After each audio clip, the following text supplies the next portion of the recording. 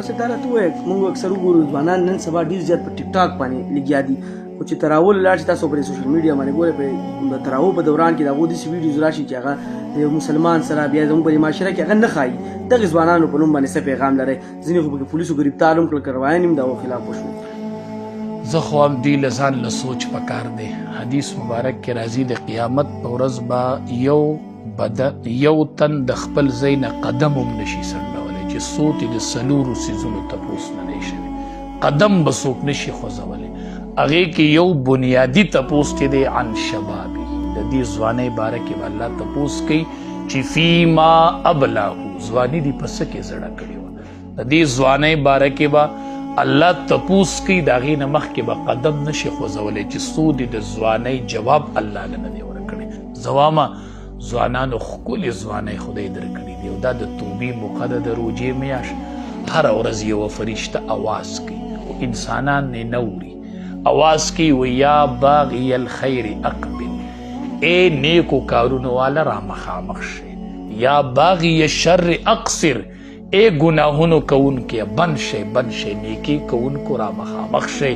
ځوانانو دا د ټیک ټاک میاشت نه ده دا د فضول خبرو میاشت نه ده دا د تراو او د خنداګانو او د فضول وختونو میاشت نه ده حدیث مبارک کې راځي په ټوله دنیا کې الله ته څه شی خوښ دی ټوله دنیا کې ما من شیء احب الی الله من شاب التائب الله وی په ټوله دنیا کې ما ته د ځوان سړي توبه خوښه ده چې ځوان په ځوانۍ کې وی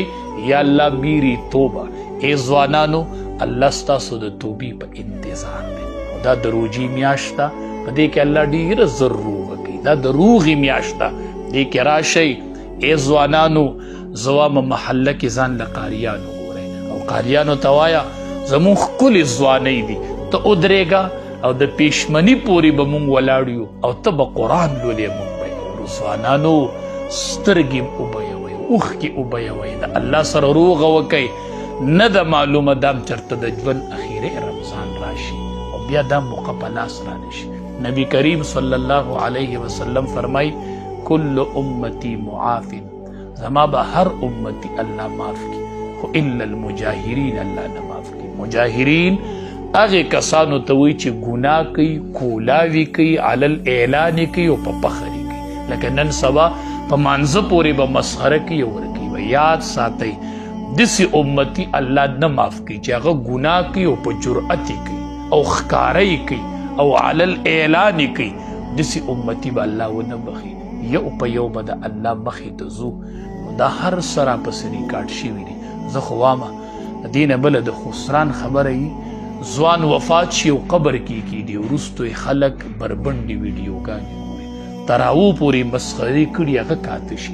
دلته خلقو ان کړي او په مقبره روان یې په دې مقبره کې د قبر او خلک سیټ ته ناست د ده ویډیوګانې چې د دې ځوان به څه حال دی به خدای له څه جواب ورکوي ځوانانو الله د ځوانانو د توبې په انتظار کې دی بس یوه پیره ووایې داسې روغه الله کوي که نه مخلوق سره چې مونږ روغه کوو ډېره ګران دی یو به په جرګه کې بوځي او بل به په جرګه کې بوځي او منت به کوي دا الله وایي څوک هم جرګه کې مه راوله مه چاته وایه بس غلې په یو ګوټ کې کښېنه ټول ګناهونه مخې ته کا او د سترګې نه دې یوه اوښکه روانه شي بس الله وایي التوبة الندم توبه د خپېمانتیا نوم دی چې ته خپېمانه شوې او ځان له کښېناستې الله وایي زما در سره روغه ده او ځوانانو څنګه روغه کوي الله داسې روغه کوي حدیث مبارک کې راځي چې کله دې توبه وباسي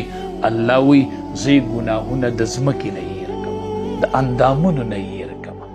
قیامت په ورځ به دا بنده زما مخې له راشي او په ګناه باندې به یو ګواه دی ما به د ټولو نه هېره کړي نو داسې توبه م الله قبلوي چې د ځمکې نه به م ګناه هېره کړي د اندامونو نه به یې الله هېره کړي نن د توبې موقع ده چې رمضان کې هم سړی توبه ونه باسي